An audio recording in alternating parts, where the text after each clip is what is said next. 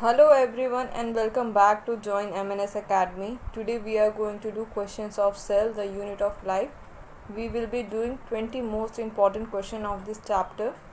If you want PDF of this session, you can get it on our Telegram channel, which is Join MNS Academy. Now let's start with these questions. The first question is, the Golgi complex plays a major role in option A, as energy transferring organelle, option B, in post translation modification of protein and glycosylation of lipids, option C, in trapping the light and transforming it into chemical energy, option D, in digesting proteins and carbohydrates. तो इस question में हमसे पूछा गया है कि जो Golgi complex होता है उस गोल्गी कॉम्प्लेक्स का मेजर फंक्शन क्या है। तो जो गोल्गी कॉम्प्लेक्सेस है उसका करेक्ट जो आंसर इसके लिए वो है ऑप्शन बी। तो वो कहाँ यूज़ आते हैं, इनका फंक्शन कहाँ होता है, इनका पोस्ट ट्रांसलेशनल मॉडिफिकेशन में रोल होता है। ये प्रोटीन और जो ग्लाइकोसाइलेशन ऑफ लिपिड होता है वहाँ पे हेल्प करता है। और अगर हम अदर और ऑप्शंस के बारे में देखें तो जो ऑप्शन सी है ट्रैपिंग ऑफ लाइट, ये हमारे थाइलाकॉइड में होता है। देन जो digestion of proteins and carbohydrate है तो ये हमारे स्टमक में होता है विद द हेल्प ऑफ बहुत सारे वहाँ पे एंजाइम्स होते हैं, तो उसकी हेल्प से होता है। तो देयरफॉर करेक्ट आंसर जो है वो है option B, in post translation modification of protein and glycosylation of lipids. Next question is, the osmotic expansion of cell kept in water is chiefly regulated by option A mitochondria, option B vacuoles, option C plastids, option D ribosomes. तो जो osmotic expansion है, जो cell का expansion है, वो किसकी वजह से हम रेगुलेट कर पाते हैं इन केस ऑफ सेल, तो वो रेगुलेट होता है with the help of vacuoles. तो जो ऑप्शन बी है वो करेक्ट है, वैक्यूल्स। जो माइटोकॉन्ड्रिया है वो होता है power house of cell, plastid में हमारा क्लोरोफिल होता है एंड राइबोसोम रिक्वायर्ड होते हैं for protein synthesis. Therefore correct answer is B, which is vacuoles. Next is, which one of the following is not constituent of cell membrane. तो जो given options है उसमें से कौन सी चीज़ हमारे सेल मेम्ब्रेन के फॉर्मेशन में रिक्वायर्ड नहीं होती है। Option A glycolipids, option B phospholipid, option C proline, option D cholesterol. जो इसका करेक्ट आंसर है वो है option C proline, because proline हमारे सेल मेम्ब्रेन का कॉन्स्टिट्यूएंट नहीं है। Glycolipid, phospholipid and cholesterol present होता है for the formation of the cell membrane. Next is, which one of the following is not considered as part of endomembrane system. तो यहाँ पे given option में से कौन सी चीज़ एंडोमेम्ब्रेन सिस्टम का पार्ट नहीं है।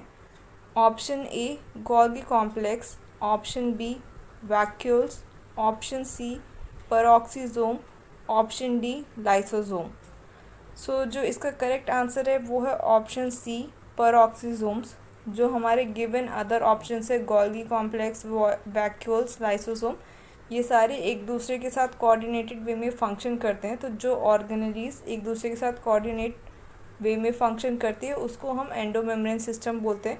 पेरोक्सीसोम अलोन ही फंक्शन करता है, वो किसी के साथ रेगुलेटेड फंक्शन नहीं करता है, इसलिए इसका करेक्ट आंसर है ऑप्शन सी पेरोक्सीसोम। और बाकी जो हमारी तीनों ऑर्गेनेलीज है ये हमारे एंडोमेम्ब्रेन सिस्टम का पार्ट हैं।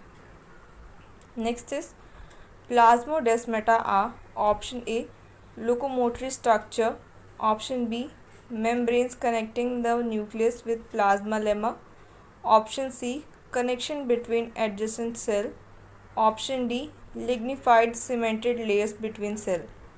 तो जो करेक्ट आंसर है यहाँ पे है वो है option C, which is connection between adjacent cell.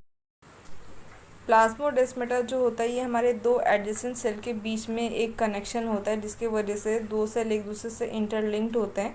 बाकी जो लोकोमोटिव स्ट्रक्चर की बात की गई है वो हमारे या तो सेल्स में जो होता है फ्लैजिला होता है या माइक्रोट्यूब्यूल्स होते हैं, एंड देन लिग्निफाइड जो सीमेंटेड वॉल्स है ये दूसरी चीज़ें। तो यहाँ पे जो करेक्ट आंसर है वो है option C, which is connection between adjacent cell. Next question is, names of Schleiden and Schwann are associated with option A protoplasm as the physical basis of life, option B cell theory, option C theory of cell lineage, option D nucleus function as control centre of cell. तो जो इसका correct answer है वो है option B, cell theory. जो Schleiden and Schwann है, जो scientist के नेम यहाँ पे गिवन है, ये सेल थ्योरी से रिलेटेड है, इसलिए जो इसका करेक्ट आंसर है वो है option B. Next is ribosomes are centre for option A respiration, option B photosynthesis, option C protein synthesis, option D fat synthesis. So जो राइबोसोम्स होते हैं वो प्रोटीन सिंथेसिस में इन्वॉल्व होते हैं, एमआरएनए के साथ रिलेटेड होते हैं, एमआरएनए के साथ कनेक्ट होकर ये हमारे ट्रांसलेशन में हेल्प करते हैं, जिसके बाद हमारा प्रोटीन फॉर्म होता है। इसलिए जो यहाँ पे करेक्ट आंसर होगा वो है option C, protein synthesis. Next जो है वो है membranous bag with hydrolytic enzyme which is used for controlling intercellular digestion of macromolecules is. तो ऐसा मेम्ब्रेनस बैग जहाँ पे हाइड्रोलिटिक एंजाइम्स प्रेजेंट होते हैं और ये हाइड्रोलिटिक एंजाइम इंटरसेलुलर डाइजेशन में हेल्प करते हैं जो मैक्रोमोलिक्यूल्स होते हैं उनको। तो उस जो ऑर्गेनली है उस ऑर्गेनली का नेम क्या है, हमें उस ऑर्गेनली का नेम बताना है। तो ऑप्शन है option A endoplasmic reticulum, option B nucleosome, option C lysosome, option D phagosomes. जो करेक्ट आंसर है वो है ऑप्शन सी, लाइसोसोम। लाइसोसोम्स जो हैं ये हमारे बैग होते हैं जिसमें बहुत सारे एसिडिक एंजाइम्स होते हैं और ये इंटरसेलुलर डाइजेशन के लिए हेल्प करता है। Next is fluid mosaic model of cell membrane was put forward by. जो फ्लूइड मोज़ैक मॉडल है वो किसने फॉरवर्ड किया था या उसकी थ्योरी किसने बताई थी हमें, तो उस साइंटिस्ट का नेम बताना है हमें। तो option A is Danielli and Davson, option B Singer and Nicolson, option C Garner and Allard, option D Watson and Crick. तो जो करेक्ट आंसर है वो है option B, Singer and Nicolson. Singer and Nicolson वो scientist है जिन्होंने fluid mosaic model के बारे में हमें बताया था और इस थ्योरी को फॉर्मुलेट किया था। Next is chlorophyll in chloroplast is located in. तो जो क्लोरोफिल है वो क्लोरोप्लास्ट में कहाँ प्रेजेंट होता है उसकी हमें एग्जैक्ट लोकेशन बतानी है। तो ऑप्शन ए है ग्राना, ऑप्शन बी पारिनॉइड, option C stroma, option D both grana and stroma. तो जो करेक्ट आंसर है वो है ऑप्शन ए ग्राना। क्लोरोफिल ग्राना में प्रेजेंट होता है, इसलिए यहाँ पे जो करेक्ट आंसर है वो है option A. Next is chemiosmotic theory of ATP synthesis in chloroplast and mitochondria is based on option A membrane potential, option B accumulation of Na plus ion, option C accumulation of K plus ion, option D proton gradient। तो यहाँ पूछा गया है कि जो केमियोस्मोटिक theory है जिसकी वजह से ATP फॉर्म होता है वो किस चीज़ के ऊपर बेस्ड है। तो जो इसका करेक्ट आंसर है वो है ऑप्शन डी, प्रोटॉन ग्रेडियंट। तो एटीपी सिंथेसिस जो है वो प्रोटॉन ग्रेडियंट या फिर H प्लस आयन के मूवमेंट के ऊपर डिपेंड करता है।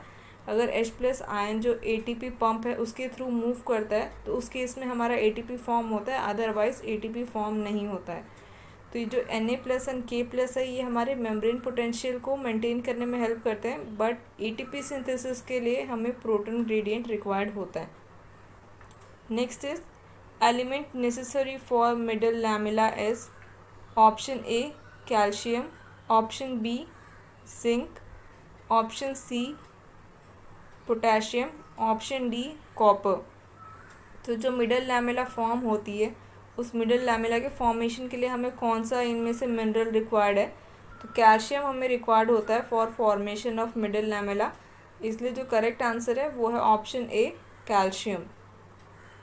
Next is biological organization starts with option A cellular level, option B organismic level, option C atomic level, option D सब microscopic molecular level। तो यहाँ पूछा गया है कि जो एक बायोलॉजिकल ऑर्गेनिज्म होता है उसमें ऑर्गेनाइजेशन कहाँ से स्टार्ट होती है। सो हमने पढ़ा है कि जो भी एक ऑर्गेनिज्म होता है बायोलॉजिकल ऑर्गेनिज्म उसमें सबसे पहले एक सेल होता है, फिर सेल जब बहुत सारे सेल कंबाइन करते हैं तो टिश्यू फॉर्म होता है, फिर टिश्यू से टिश्यू सिस्टम फॉर्म होता है, देन ऑर्गन सिस्टम होता है। तो जो बेसिक यूनिट है वो सेल है, तो वही हमसे पूछा गया है यहाँ पे कि जो बायोलॉजिकल ऑर्गेनाइजेशन है वो कहाँ से स्टार्ट होती है। तो वो स्टार्ट होती है एक सेल से, तो इसलिए इसका करेक्ट आंसर जो है वो होगा option A, cellular level. Next is when water moves through a semi permeable membrane then which of the following pressure develops। तो जब वाटर एक सेमी परमिएबल मेम्ब्रेन के थ्रू मूव करता है तो वहाँ पे कौन सा प्रेशर जो है वो आता है, तो इसमें करेक्ट आंसर कौन सा होगा वो हमें बताना है। ऑप्शन ए है osmotic pressure, option B suction pressure, option C turgor pressure, option D wall pressure.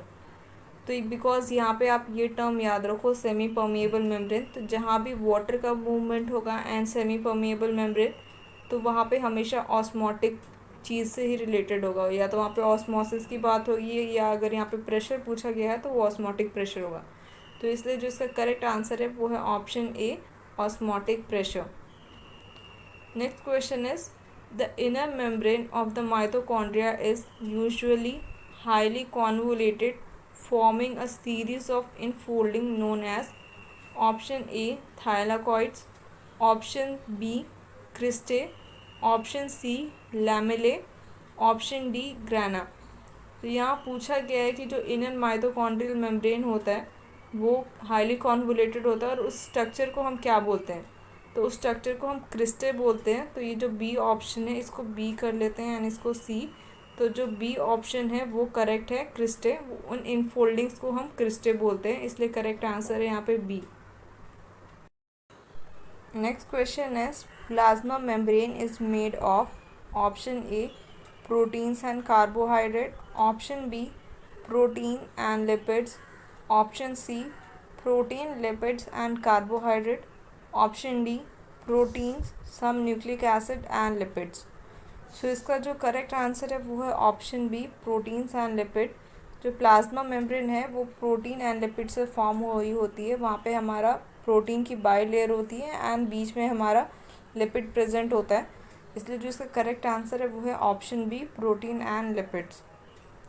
Next is beside giving out secretory vesicles the Golgi apparatus is also concerned with the formation of option A lysosomes, option B plastids, option C grana of chloroplast, option D cell plate after cell division in plant। तो यहाँ पूछा गया कि जो Golgi apparatus है या फिर जो गोल्गी कॉम्प्लेक्सेस है वो सेक्रेटरी वेसिकल्स को फॉर्म करने में हेल्प करती है, उसके अलावा कौन सी चीज़ को फॉर्म करने में हेल्प करता है, तो जो करेक्ट आंसर है इसका वो है ऑप्शन है लाइसोसोम्स। लाइसोसोम्स जो है ये एक ऑर्गेनेली है, ये भी फॉर्म होती है विथ हेल्प ऑफ हमारे गोल्गी अपैरेटस। ये गोल्गी अपैरेटस में फॉर्म होता है, देन ये पिंच ऑफ होके वहाँ से साइड में एक अलग ऑर्गेनेली फॉर्म कर देता है जिसमें बहुत सारे एसिडिक एंजाइम्स होते हैं। Next is oxysomes of F0 F1 particle occur on option A thylakoid, option B mitochondrial surface, option C inner mitochondrial membrane, option D chloroplast surface। तो यहाँ पे पूछा गया है कि जो F0 एंड F1 पार्टिकल है ये कहाँ प्रेजेंट होते हैं, तो ये प्रेजेंट होते हैं हमारे इनर माइटोकॉन्ड्रियल मेम्ब्रेन में। तो सी ऑप्शन जो है वो करेक्ट है, ये इनर माइटोकॉन्ड्रियल मेम्ब्रेन में प्रेजेंट होते हैं और यही एटीपी फॉर्मेशन के लिए रिस्पॉन्सिबल भी होते हैं, इन्हीं की हेल्प से एटीपी फॉर्म होता है, इसलिए यहाँ पे करेक्ट आंसर है option C, inner mitochondrial membrane. Next is an outer covering membrane is absent over option A nucleolus, option B lysosome, option C mitochondrion, option D plastid. तो पूछा गया है कि हमारी इसमें से कौन सी ऑर्गेनेली में आउटर कवरिंग प्रेजेंट नहीं होती है, तो ये जो न्यूक्लियोलस है, न्यूक्लियोलस में कोई आउटर कवरिंग प्रेजेंट नहीं होती है, इसलिए इसका करेक्ट आंसर जो है वो है nucleolus. The next is lysosomes contain option A oxidative enzyme, option B hydrolytic enzyme, option C reductive enzyme, option D anabolic enzyme. तो इसका जो करेक्ट आंसर है वो है हाइड्रोलिटिक एंजाइम। तो जो हमारा लाइसोसोम्स होता है उसमें बहुत एसिडिक एंजाइम होती है और वो ब्रेक डाउन करने में हेल्प करती हैं, जो भी हमारा मैक्रो मॉलिक्यूल है उसको ब्रेक डाउन करने में हेल्प करती है, इसलिए जो भी एंजाइम्स ब्रेक डाउन करने में हेल्प करते हैं उनको हम हाइड्रोलिटिक एंजाइम बोलते हैं। तो इसका करेक्ट आंसर जो है वो है hydrolytic enzyme. Lastly thank you for watching this video. अगर आपको ये वीडियो अच्छा लगा हो तो please like share and subscribe to our channel. And अगर आप इंटरेस्टेड हो तो आप हमारे ऐप को भी डाउनलोड कर सकते हो। And the mystery question which I ask you, तो आज का क्वेश्चन ये है कि जो हमारे सेल्स होते हैं आरबीसी, तो आरबीसी में जो हमारे ग्रैन्युलोसाइट्स हैं एंड ए ग्रैन्युलोसाइट्स जो होते हैं, तो आपको कौन से ग्रैन्युलोसाइट्स हैं और कौन से ए ग्रैन्युलोसाइट्स है वो हमारे कमेंट सेक्शन में लिखना है। तो जिनको भी ये आंसर आता है वो सब कमेंट सेक्शन में ज़रूर लिखना है। एंड ऑल्सो आपके इन 20 में से कितने क्वेश्चंस करेक्ट हुए ये भी हमारे कमेंट सेक्शन में ज़रूर लिखना। Lastly thank you for watching.